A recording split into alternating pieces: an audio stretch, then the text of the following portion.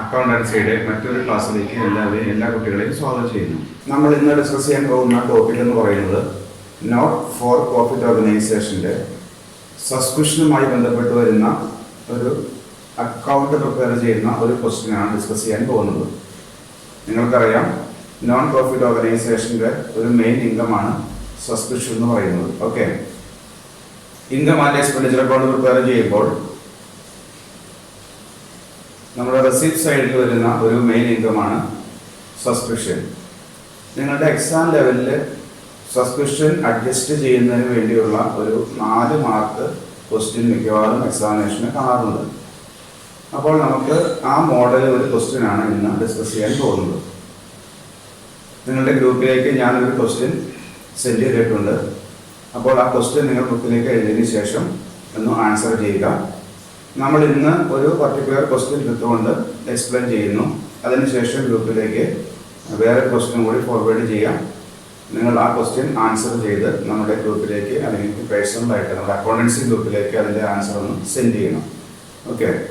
Okay, ഇതാണ് നമ്മുടെ ഇന്ന് ഡിസ്കസ് ചെയ്യാൻ പോകുന്ന ക്വസ്റ്റ്യൻ. നോക്കിക്കൊള്ളുക. ക്വസ്റ്റ്യൻ ജസ്റ്റ് ഒന്ന് പറയാം.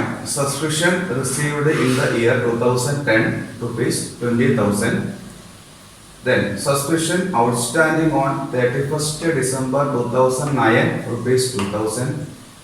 Then subscription outstanding on 31st December 2010 rupees 4,000. Then subscription received in advance 31st December 2009 rupees 3,000. And last one, subscription received in advance 31st December 2010 rupees 1,000. Okay. ഇപ്പോൾ question നിങ്ങൾക്ക് അറിയാം. നോക്കുക. Subscription received in the year 2010 total receive ചെയ്ത സബ്സ്ക്രിപ്ഷൻ്റെ amount 20,000 ആണ് പറഞ്ഞിരിക്കുന്നത്. Then ഈ 2 items നോക്കുക. ഇത് രണ്ടും കൂടി കമ്പയർ ചെയ്യാം. ഫസ്റ്റ് നോക്കാം. Subscription outstanding on 31st December 2009. Year നോക്കുക, 2009. Next one, subscription outstanding on 31st December 2010. ഇത് നോക്കുക, 2009, 2010. Next one, subscription received in advance receive ചെയ്തത് 2009, ദെൻ 2010. താഴേക്ക് വരുമ്പോൾ ഇതും കൂടി ഒന്ന് അറിഞ്ഞിരിക്കണം. ഇവിടെ നോട്ട് ചെയ്തിട്ടുണ്ട് കറണ്ട് ഇയർ. നമ്മുടെ ഈ വർഷം കറണ്ട് ഇയർ എന്ന് പറയുന്നത് 1st January 2010 to 31st December 2010 ആണ് കറണ്ട് ഇയർ എന്ന് പറയുന്നത്. ഓക്കെ, അപ്പോൾ 2010 ജനുവരി 1-ാം തീയതി മുതൽ 2010 ഡിസംബർ 31st വരെ ഉള്ള ഒരു ഗ്യാപ്പാണ് കറണ്ട് ഇയർ എന്ന് പറയുന്നത്. പ്രീവിയസ് ഇയർ കഴിഞ്ഞ വർഷം ഏതാണ്? കഴിഞ്ഞ വർഷം എന്ന് പറയുന്നത് 2009 ആണ്. 2009 ജനുവരി 1 മുതൽ 2009 ഡിസംബർ 31st വരെയുള്ള ഇയർ. ഓക്കെ, നെക്സ്റ്റ് ഇയർ ആകുമ്പോഴോ? നെക്സ്റ്റ് ഇയർ എന്ന് പറയുന്നത് ഏതായിരിക്കും? 2011 ജാനുവരി 1 to 2011 ഡിസംബർ 31st. ഇതൊന്നും അറിഞ്ഞിരിക്കണം. ഓക്കെ, അപ്പോൾ നമ്മുടെ കറണ്ട് ഇയർ 2010 ആണ്, ജാനുവരി ടു ഡിസംബർ. അതിനെ ബേസ് ചെയ്തുകൊണ്ടാണ് നമ്മൾ ഈ ക്വസ്റ്റ്യൻ ആൻസർ ചെയ്യാൻ പോകുന്നത്. ഓക്കെ, നമുക്ക് ആൻസറിലേക്ക് വരാം. അപ്പോൾ ഇതേപോലെ ക്വസ്റ്റ്യൻ കിട്ടിക്കഴിഞ്ഞാൽ എക്സാം ലെവലിൽ മിക്കവാറും എല്ലാ വർഷവും കാണുന്ന ക്വസ്റ്റ്യൻ ആണ്. 4 മാർക്ക് വരും, 4 സ്കോർ കാണുന്ന ക്വസ്റ്റ്യൻ ആണ് സബ്സ്ക്രിപ്ഷൻ്റെ എമൗണ്ട് അഡ്ജസ്റ്റ് ചെയ്യാൻ. അപ്പോൾ ഇതേപോലെ ക്വസ്റ്റ്യൻ കിട്ടിയാൽ നമുക്ക് എങ്ങനെ ആൻസർ ചെയ്യുന്നു അതാണ് കാണാൻ പോകുന്നത്. ഓക്കെ, നമുക്ക് ഫസ്റ്റ് എഴുതാൻ പോകുന്നത് subscription received in the year 2010. 2010 total receive ചെയ്ത സബ്സ്ക്രിപ്ഷൻ എമൗണ്ട് എന്ന് പറയുന്നത് 20,000 ആണ്. അതോടെ മേളിൽ കാണുന്നുണ്ട്. ഇത് നമ്മുടെ റെസീപ്റ്റ്സ് ആൻഡ് പേയ്മെന്റ്സ് അക്കൗണ്ട് മിക്കവാറും കാണുന്ന ഒരു ക്വസ്റ്റ്യൻ ആണ്. റെസീപ്റ്റ്സ് ആൻഡ് പേയ്മെന്റ്സ് അക്കൗണ്ടിൽ റെസീപ്റ്റ് സൈഡിൽ കാണുന്ന ഒരു എമൗണ്ട് അങ്ങനെ കാണാറുണ്ട്. സബ്സ്ക്രിപ്ഷൻ എന്ന് പറഞ്ഞുകൊണ്ട് കാണാറുണ്ട്. ആ എമൗണ്ട് ആണത് 20,000. ഈ വർഷം നമ്മൾ റിസീവ് ചെയ്ത എമൗണ്ട് 20,000. അത് നമ്മൾ ബേസ് ആയിട്ട് എടുക്കുന്നു. അതാണ് നമ്മുടെ ബേസ് എമൗണ്ട്. ഓക്കെ, ഇനി നമ്മൾ ഈ താഴെയുള്ള 4 ഐറ്റംസ് കാണുന്നുണ്ട്. ആ 4 ഐറ്റം ഞാൻ അഡ്ജസ്റ്റ് ചെയ്യാൻ പോവാണ്. ഓക്കെ, നമുക്ക് ഫസ്റ്റ് ഐറ്റം നോക്കാം. Subscription outstanding on December 31st 2009. December 31st 2009 ആണ്, കഴിഞ്ഞ വർഷത്തെയാണ്. നമ്മൾ കഴിഞ്ഞ വർഷത്തെ അല്ലെങ്കിൽ കഴിഞ്ഞ വർഷത്തെ എമൗണ്ടോ നെക്സ്റ്റ് ഇയറിലെ എമൗണ്ടോ ഉണ്ടെങ്കിൽ നമ്മൾ ഈ വർഷം എന്ത് ചെയ്യുന്നില്ല, അതിനെ അഡ്ജസ്റ്റ് ചെയ്യും. ഈ വർഷത്തെ അക്കൗണ്ടിൽ കാണിക്കാൻ പാടില്ല. എന്ത് ചെയ്യണം? അതിനെ നമ്മൾ എക്സ്ക്ലൂഡ് ചെയ്യണം, ഒഴിവാക്കണം. അതാണ് കാണുന്നത്.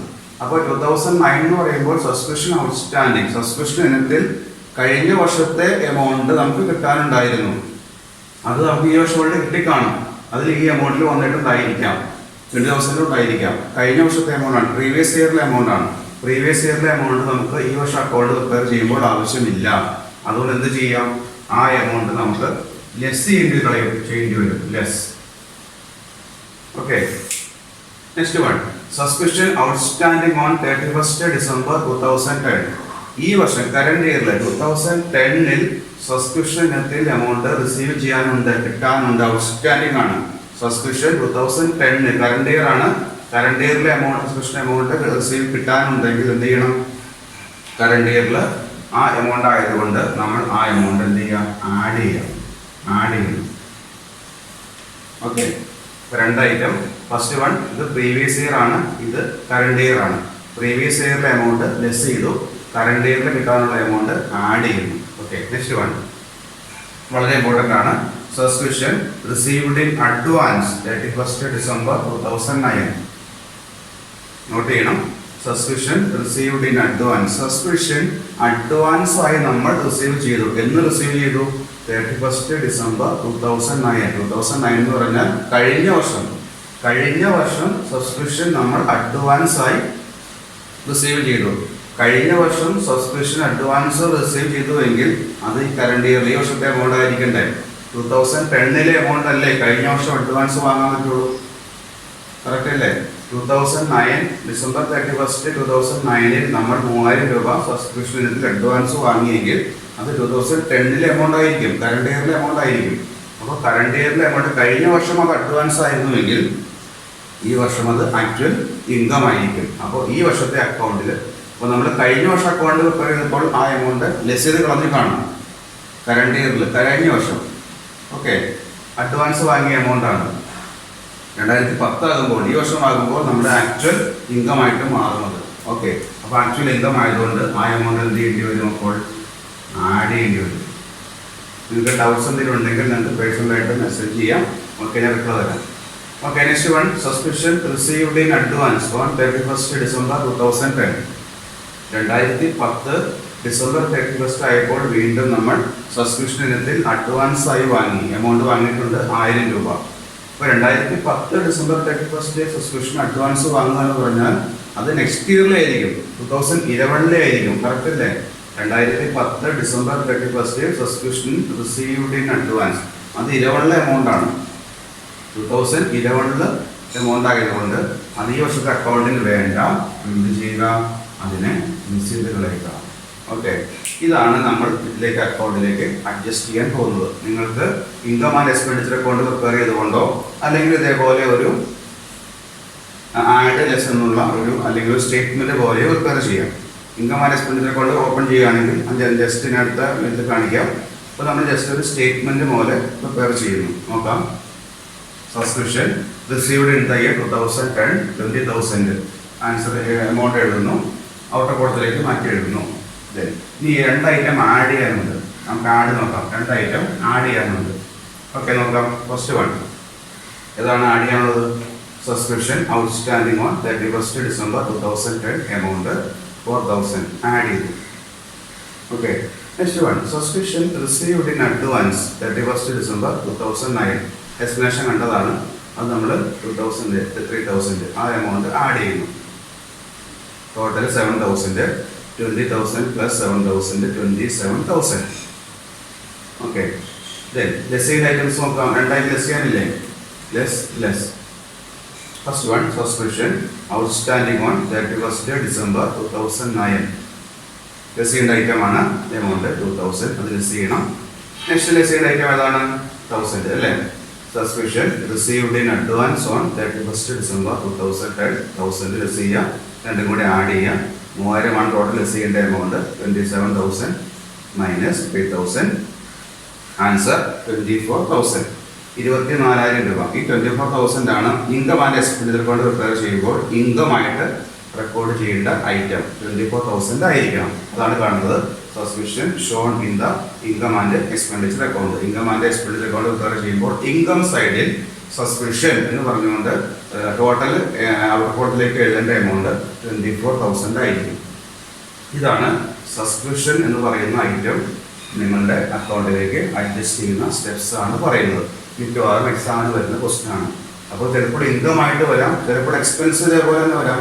സാലറി ഔട്ട്സ്റ്റാൻഡിങ്, സാലറി പ്രീപെയ്ഡ് എന്ന് പറഞ്ഞുകൊണ്ട് ഇതേപോലെ എക്സ്പെൻസും വരാറുണ്ട്, അതേപോലെ ഇൻകവും കാണാറുണ്ട്. മിക്കവാറും കാണുന്ന ക്വസ്റ്റ്യൻ ഈ സബ്സ്ക്രിപ്ഷൻ്റെ കേസാണ്. മിക്കവാറും എക്സാം ലെവലിൽ കാണുന്ന ക്വസ്റ്റ്യൻ 4 മാർക്കായിരിക്കും. ഓക്കെ, അപ്പോൾ ഇത് ഒരു സ്റ്റേറ്റ്മെന്റ് മോഡൽ നമ്മൾ ഓപ്പൺ ചെയ്തു.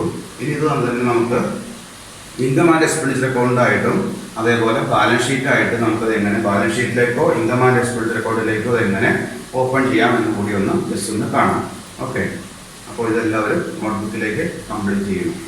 Okay next one income and expenditure account. Income and expenditure account open ചെയ്യുകയാണ്.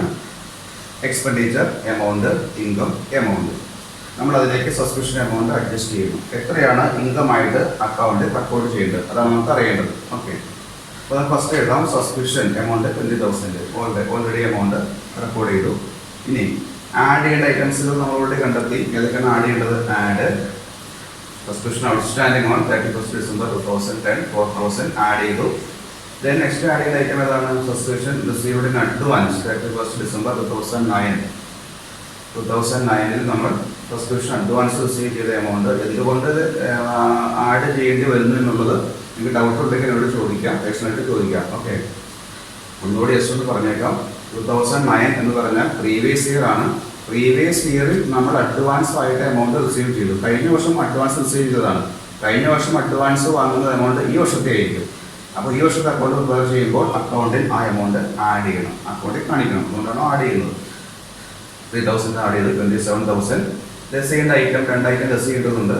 ഫസ്റ്റ് വൺ ലെസ് ചെയ്യേണ്ടത് subscription outstanding on 31st December 2009 2,000 and subscription received in advance 31st December 2010 1,000. Total amount 24,000. ഈ 24,000 ആയിരിക്കും income ആയിട്ട് അക്കൗണ്ടിൽ record ചെയ്യുന്ന amount.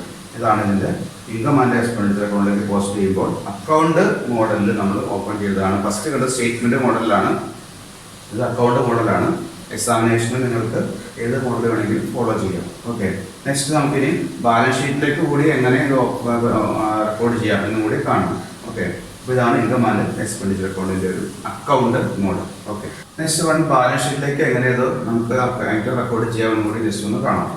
Okay, ഞാൻ ഇവിടെ 2 balance sheet open ചെയ്തിട്ടുണ്ട്. Balance sheet as on 31st December 2010, അത് നമ്മുടെ കറണ്ട് ഇയർ ആണ്. Next one balance sheet as on 31st December 2009. ഇത് ഓപ്പണിംഗ് ബാലൻസ് ഷീറ്റും ഇത് ക്ലോസിംഗ് ബാലൻസ് ഷീറ്റും ആയിരിക്കും. കറക്റ്റ് അല്ലേ? Opening balance sheet 2009, then closing balance sheet, ഇതാണ് കാണുന്നത്. അപ്പോൾ നമുക്ക് ഈ ഐറ്റംസുകൾ അക്കൗണ്ട് ബാലൻസ് ഷീറ്റിലേക്ക് കൂടി ഒന്ന് റെക്കോർഡ് ചെയ്യണം. ഇവിടെ നമ്മൾ ഈ കാണുന്ന ഐറ്റംസുകളെല്ലാം അഡ്ജസ്റ്റ്മെന്റ് ഐറ്റംസുകളാണ്. അഡ്ജസ്റ്റ്മെന്റുകൾക്കെല്ലാം 2 ഫോൾഡ് എഫക്റ്റ് ആയിരിക്കും. അഡ്ജസ്റ്റ്മെന്റ് താഴെ കാണുന്ന എല്ലാം 2 ഫോൾഡ് എഫക്റ്റ് ആയിരിക്കും. നിങ്ങൾ ബാലൻസ് ഷീറ്റ് എന്തെങ്കിലും ഡൗട്ട് ഉണ്ടെങ്കിൽ ഓപ്പൺ ചെയ്യുന്ന നമ്മളുടെ യൂട്യൂബിൽ കയറി അല്ലെങ്കിൽ ചാനലിൽ കയറി ലിങ്ക് ഓപ്പൺ ചെയ്തുകൊണ്ട് നിങ്ങൾ ബാലൻസ് ഷീറ്റ് പ്രിപ്പയർ ചെയ്യുന്ന സ്റ്റെപ്സുകളൊക്കെ ഒന്ന് മനസ്സിലാക്കുക. ഓക്കെ, അപ്പോൾ താഴേക്ക് നമ്മൾ കാണുന്ന ഐറ്റംസുകളെല്ലാം അഡ്ജസ്റ്റ്മെന്റ് ഐറ്റമാണ്. ഈ subscription received in the year 2010 എന്ന് പറയുന്നത് റെസിപ്റ്റ് ആയിട്ട് റെസിപ്റ്റ്സ് ആൻഡ് പേയ്മെന്റ്സ് അക്കൗണ്ടിൽ കാണുന്ന എമൗണ്ട് ആയിരിക്കും 20,000 എന്നുള്ളത്. അപ്പോൾ റെസിപ്റ്റ് ആയിട്ട് വന്നിരിക്കുന്ന എമൗണ്ട് 20,000. താഴേക്ക് വരുന്ന ഐറ്റംസുകളെല്ലാം അഡ്ജസ്റ്റ്മെന്റുകളായിരിക്കും. അഡ്ജസ്റ്റ്മെന്റുകൾക്കെല്ലാം 2 ഫോൾഡ് എഫക്റ്റ് ആയിരിക്കും. ഇതിന്റെ എല്ലാം 1 ഫോൾഡ് എഫക്റ്റ് ഓൾറെഡി റെക്കോർഡ് ചെയ്ത് പോയതാണ്. നമ്മൾ കിട്ടിയ സബ്സ്ക്രിപ്ഷന്റെ amount income and expenditure account record ചെയ്തു. അപ്പോൾ അതിന്റെ 1 ഫോൾഡ് എഫക്റ്റ് കംപ്ലീറ്റ് ആയി. ഈ ഐറ്റം വേറെ എങ്ങും വരുന്നില്ല. റെസിപ്റ്റ്സ് ആൻഡ് പേയ്മെന്റ്സ് അക്കൗണ്ടിന്റെ അക്കൗണ്ടിൽ വരുന്നതെല്ലാം 1 ഫോൾഡ് എഫക്റ്റ് ആയിരിക്കും. അത് ഓൾറെഡി ഇൻകം ആയിട്ട് റെക്കോർഡ് ചെയ്ത് പോയി. ഇനി ഈ ഐറ്റം വേറെ എങ്ങും നമുക്ക് റെക്കോർഡ് ചെയ്യേണ്ടതില്ല. താഴേക്കുള്ള 4 ഐറ്റംസുകളുടെ 1 ഫോൾഡ് എഫക്റ്റ് കഴിഞ്ഞു. സെക്കൻഡ് എഫക്റ്റിലേക്ക് വരികയാണ്. നോക്കാം. അപ്പോൾ ഇവിടെ ബാലൻസ് ഷീറ്റ്, ക്ലോസിംഗ് ബാലൻസ് ഷീറ്റും കാണാം, ഓപ്പണിംഗ് ബാലൻസ് ഷീറ്റും കാണാം. ക്ലോസിംഗ് ബാലൻസ് ഷീറ്റിലേക്ക് എഴുതേണ്ട ഐറ്റം എന്ന് പറയുന്നത് ക്ലോസിംഗ് ഡേറ്റിൽ വരുന്ന subscription outstanding on December 31st 2010. അത് ക്ലോസിംഗ് സബ്സ്ക്രിപ്ഷൻ ആണ്. ഔട്ട്സ്റ്റാൻഡിംഗ് ഉള്ള എമൗണ്ട് ആണ് ഇത് കണ്ടു. Subscription outstanding on closing date amount 4,000. Okay, next ഇനി വരുന്ന ഐറ്റം എന്ന് പറയുന്നത് സബ്സ്ക്രിപ്ഷൻ റിസീവ്ഡ് ഇൻ അഡ്വാൻസ്. ഈ വർഷം നമ്മൾ അഡ്വാൻസ് വാങ്ങിയ എമൗണ്ട്, അടുത്ത വർഷത്തെ എമൗണ്ട് ഇപ്പോഴേ വാങ്ങി, അത് നമുക്ക് ലയബിലിറ്റി ആണ്. അതുകൊണ്ട് കാണുന്നു subscription received in advance amount 1,000. ഈ 2 ഐറ്റമാണ് ക്ലോസിംഗ് ബാലൻസ് ഷീറ്റിലേക്ക് റെക്കോർഡ് ചെയ്യേണ്ടത്. Okay, next one opening balance sheet prepare ചെയ്യുമ്പോൾ എങ്ങനെ വരുന്നു? ഓപ്പണിംഗ് ബാലൻസ് ഷീറ്റ് നോക്കാം. സബ്സ്ക്രിപ്ഷൻ ഔട്ട്സ്റ്റാൻഡിങ് ഉണ്ടോ, subscription outstanding on December 31, 2009. Previous year ആണ് 2009 ബാലൻസ് ഷീറ്റ് ആണ്. ആ സബ്സ്ക്രിപ്ഷൻ ആയിട്ട് കിട്ടിയിരിക്കുന്ന എമൗണ്ട് 2000, ഔട്ട്സ്റ്റാൻഡിംഗ് ഉള്ള എമൗണ്ട് 2000 ഉണ്ട്, അത് റെക്കോർഡ് ചെയ്തു. അതേപോലെ subscription received in advance on 31, 2009 advance വാങ്ങിയ എമൗണ്ട് 3000 രൂപയുണ്ട്, അത് നമ്മൾ ലയബിലിറ്റി ആയിട്ട് റെക്കോർഡ് ചെയ്യുന്നു. ഇതാണ് ഇതിൻ്റെ ഫുൾ എഫക്റ്റ് എന്ന് പറയുന്നത്. നിങ്ങൾക്ക് ഇത്രയൊന്നും വേണ്ട. എക്സാം ലെവലിൽ വന്നാൽ നമ്മൾ ആദ്യം കണ്ട സ്റ്റേറ്റ്മെന്റ് മോഡൽ മാത്രം എക്സാം ലെവലിൽ വന്നാൽ ഓപ്പൺ ചെയ്ത് കൊടുത്താൽ മതി. ഞാൻ ബാലൻസ് ഷീറ്റും കൂടി എങ്ങനെ വരുന്നു എന്ന് ജസ്റ്റ് എഫക്റ്റ് ഒന്ന് കാണിച്ചു എന്നുള്ളൂ. Okay, thank you.